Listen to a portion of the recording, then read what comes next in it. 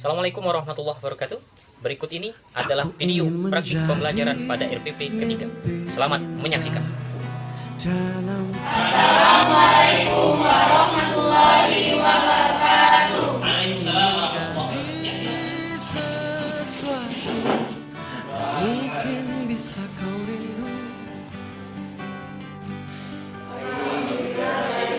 Baik, alhamdulillah. Sehat ya? Baiknya ada yang nggak hadir? Ada. Pertemuan yang lo singkat. Mari kita sama-sama mengawali pembelajaran hari ini dengan mengucapkan basmalah. Bismillahirrahmanirrahim. A'udzu billahi minasy syaithanir rajim. Wa ma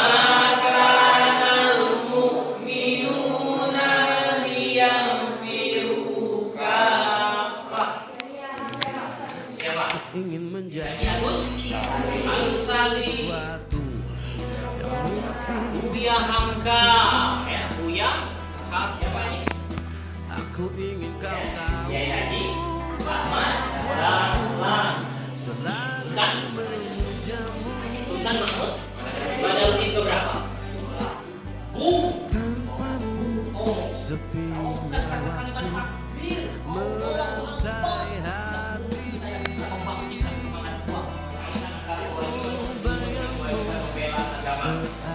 Tujuan pembelajaran kita akan merumuskan kewajiban menuntut ilmu dengan wajib bela agama, hukum dan keutamaan dalam menuntut ilmu. Coba fardu ain orang yang itu akan belajar jaraknya akan diangkat oleh Allah Subhanahu wa taala. Apalagi menjadikan manusia itu unggul. Ada pasti ya? Sungguh-sungguh iya ijtihad harus sungguh-sungguh dalam menuntut ilmu. Bagus ulangan dulu kita. Oke, dari awal kita bisa seperti biasa dan kita akan berdiskusi dan berinteraksi. Silakan kembali ke kelompoknya masing-masing. Kelompok satu ini kelompok dua dan ini kelompok tiga. Kita Dikisahkan di Tarim Yaman, terdapat satu pesantren yang terkenal bernama Rubat Tarim. Di pesantren itu pula ada seorang santri, dan ini merupakan seorang santri yang menetap 13 tahun bersama Habib Abdullah bin Umar Asy-Syatiri dan sangat cerdas, kuat hafalannya, tangkas dan rajin. Ia menjadi santri yang sudah mencapai derajat mufti saking pintarnya. Namanya pun tersohor hingga keluar pesantren bahwa ia termasuk calon ulama besar yang akan muncul berikutnya. Hingga akhirnya setan mengelabui si Fulan, ia pun merasa orang yang paling alim. Kesombongan itu berlanjut hingga ia berani memanggil gurunya dengan namanya saja, ya Abdullah. Melihat kesombongan si Fulan, Habib Abdullah Asy-Syatiri sabar dan memilih diam saja. Fulan pada suatu hari akan keluar dari Rubat Tarim menuju kota Mukalla untuk berdakwah. Kemanakah si Fulan? Sebagian murid yang mengetahui menjawab, si Fulan sedang berdakwah ke kota Mukalla. Habib berkata, apakah dia izin kepadaku? Sontak murid yang lain diam saja. Dan Habib Abdullah kemudian berkata, baiklah. Kalau begitu biarkan si Fulan pergi akan tetapi ilmunya tetap di sini. Si Fulan naik ke mimbar dan memulai isi ceramahnya. Ia memulai dengan basmalah, hamdalah, solawat kepada Nabi Amma Ba'du. Kemudian ia membaca sebuah ayat. Ketika ingin menjelaskan ayat ini, namun, ternyata dia terdiam seperti kayu yang berdiri tegak dan kebingungan tak mampu berbicara menjelaskan ayat tersebut. Hingga akhirnya dia duduk menangis karena semua ilmu yang pernah ia hafal hilang seketika. Bahkan kitab kecil Safinatun Najah tak hafal satu kalimat pun, apalagi kitab Tufah yang awalnya telah dihafal.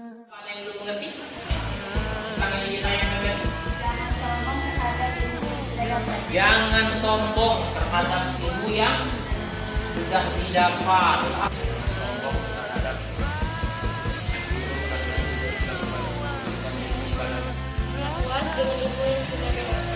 Luar biasa, bukan lagi. Siapa satu orang lagi?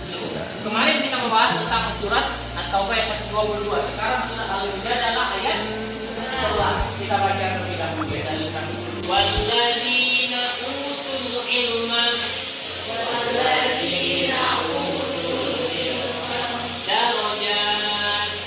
darajat.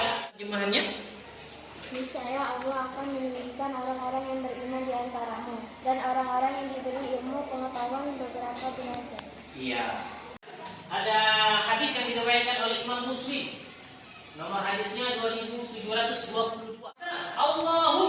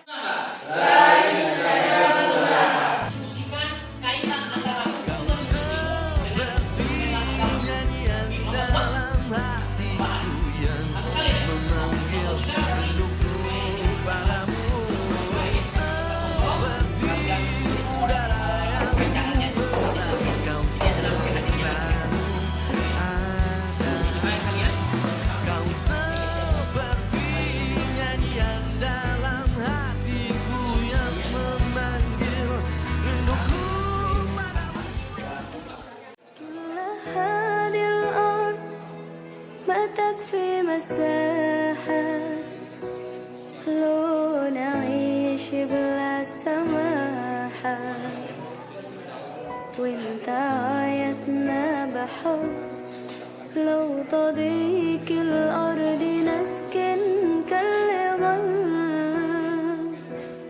التحية والسلام أنشر وأحلى الكلام زين أما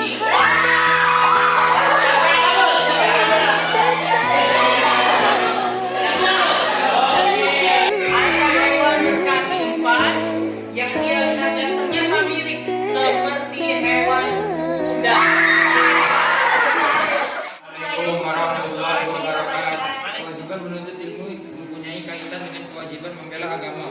Hal ini dijelaskan pada surat At-Taubah ayat 122. Sederhana, Agus Salim memegang teguh prinsip memang kehidupan Agus Salim hidup sederhana. Agus Salim bukan hanya diplomat ulum, melainkan juga diplomat pertama merintis jalan Indonesia dengan dunia cerah.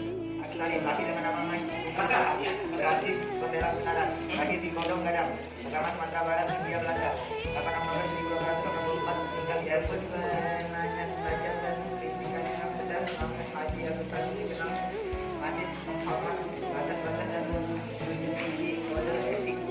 Materinya tentang agama, kemudian mereka juga membahas tentang tokoh Kiai Haji Agus Salim, luar biasa ya. Bilang bahasa dikuasai, bahasa Cina pun dikuasai. Ada yang belum jelas atau ada yang ditanyakan untuk kelompok sini? Tanggapan kalian tentang mereka? Oke, silakan. apa arti gelar orang tua? Beliau adalah seorang ilim dalam berbahasa, berbicara dan menulis dengan sempurna. The Grand Old Man, pahlawan nasional yang namanya diakui sebagai diplomat ulung. Seorang tokoh yang menggunakan bahasa Indonesia untuk pertama kalinya dalam Volksraad. Beliau juga menekuni bidang jurnalistik. Beliau adalah Agus Salim.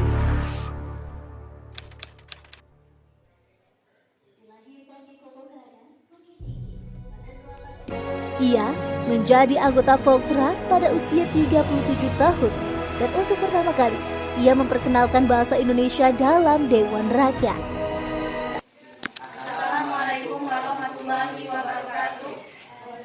Hukum menuntut ilmu adalah fardu ain, wajib bagi umat Islam. Kaitannya adalah jika sebagian dari umat itu mampu untuk berperang, tidak masalah. Yang sebagiannya lagi untuk menuntut ilmu. Nilai semangat menuntut ilmu dan membela agama tokoh Buya Hamka. 1. Gigih dalam belajar dari usia belasan tahun. 2. Buya Hamka dengan usia 16 tahun dikenal sebagai Ketua Majelis Indonesia. 3. Menguasai berbagai banyak bidang, baik Islam maupun Kelompok 3. Oke, silakan. Siapa namanya? Rizkia Prilia. Silakan bertanya. Apa maksud dari gelar dan diploma? Maksud dari diploma adalah gelar dari adat istiadat tanpa rol. Salah. Kalau masih ada dendam kesumat tak bisa. Buya Hamka dimasukkan ke dalam penjara. Buya Hamka ketika mau meninggal minta bawakan, nak tolong ambilkan tasawuf modern, aku mau mengenang sakitnya di penjara. Ketika dia sedang duduk di rumah, datanglah orang membawa secari kertas. Assalamualaikum Buya. Waalaikumsalam. Tolong baca kertas ini. Apa isinya? Kalau aku mati nanti, tolong yang menyolatkan jenazahku adalah Hamka. Yang menyiksa, yang memenjarakan Buya Hamka selama 4 tahun itu akhirnya mati. Hukum menuntut ilmu adalah fardu kifayah dan fardu ain. Hukum membela agama adalah fardu kifayah dan fardu ain. Kewajiban menuntut ilmu mempunyai kaitan dengan kewajiban membela agama. Hal ini dijelaskan dalam Kiai Haji Ahmad Dahlan memang sangat antusias untuk berdakwah. Dia menunaikan haji ketika beliau masih berusia 15 tahun dan menetap di kota Mekah selama 5 tahun. menuntut ilmu bagi Kiai Haji Ahmad Dahlan. 1. Mandiri. 2. Mencintai ilmu pengetahuan. 3. Jiwa kewirausahaan. 4. Pandai dalam berkomunikasi. 5. Nasionalisme yang kuat. 6. Tanpa menghadapi rintangan. Silakan. Maksud dari NU yaitu Nahdlatul Ulama, merupakan salah satu organisasi Islam. Panjangannya adalah Nahdlatul Ulama, artinya kebangkitan ulama NU ya, yang didirikan oleh Kiai Haji Hasyim Asy'ari. Syariah yang didirikan oleh Kiai Haji Ahmad Dahlan. Oke, ya. Menjadi yang terbaik di mata Allah, tidak hanya untuk diri sendiri, tapi untuk kepentingan orang banyak. Hidup ini singkat dan hanya satu kali. Manfaatkan tidak hanya untuk kepentingan sendiri. Kiai Haji Ahmad Dahlan adalah salah satu tokoh ulama paling terkemuka di Indonesia. Dijuluki sebagai pembaru dan pencerah, Ahmad Dahlan adalah simpul bangkitnya kesadaran bangsa Indonesia melalui pembaruan pendidikan dan pemikiran umat Islam. Saya dengarkan ya, kisah dari Kiai Haji Ahmad Dahlan, luar biasa orang Islam. Orang yang ingin mempunyai mimpi yang besar, maka harus dimulai dari kakaknya gitu. Tokoh-tokoh yang kita sebutkan tadi, Kiai Haji Ahmad Dahlan, Buya Hamka, Kiai Haji Muslim. Belum kali kalau kalian perhatikan tokoh-tokoh pahlawan bangsa lain. Hai saya ini pelajaran kita harus semangat sesuai apapun kita. Hujan, panas, dingin, tantangan kita dalam semangat ya. Ingat dari hadis-hadis dan ingat dalilnya. Kita perlu belajar. Kita perlu menuntut ilmu. Allah akan jamin itu semua rezeki kita. Mari sama-sama kita